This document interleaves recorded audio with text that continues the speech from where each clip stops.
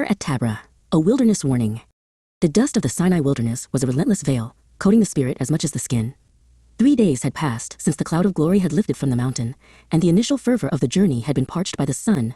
Itan, an elder whose face was etched with the wisdom of many seasons, watched the column of travelers with a heavy heart. Beside him, a younger man named Ashur walked with a face twisted in a mask of exhaustion. Ashur's voice was a low, bitter hiss, spreading venomous words about the heat, the lack of variety in their food, and the perceived cruelty of the path. Itan felt a cold dread.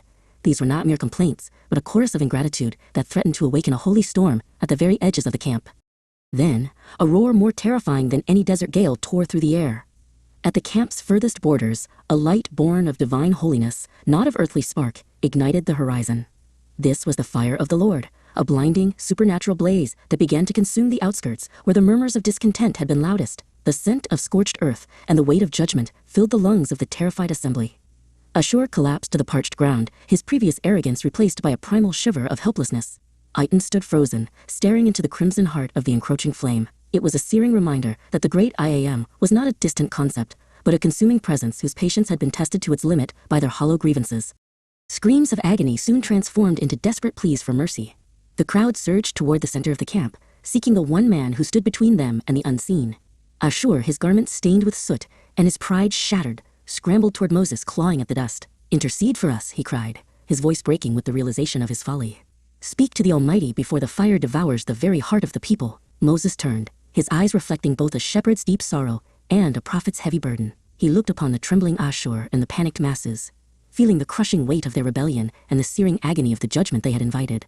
Moses did not turn his back on the guilty. He stepped toward the inferno and raised his arms high, his silhouette a solitary pillar against the wall of fire. His voice rose in a thunderous appeal that pierced the crackling roar of the flames.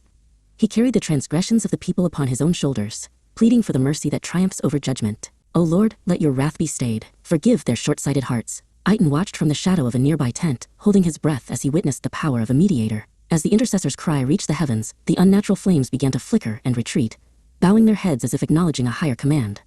The silence that followed was heavier than the noise of the flames. Only a black smoking scar on the desert floor remained to tell the tale.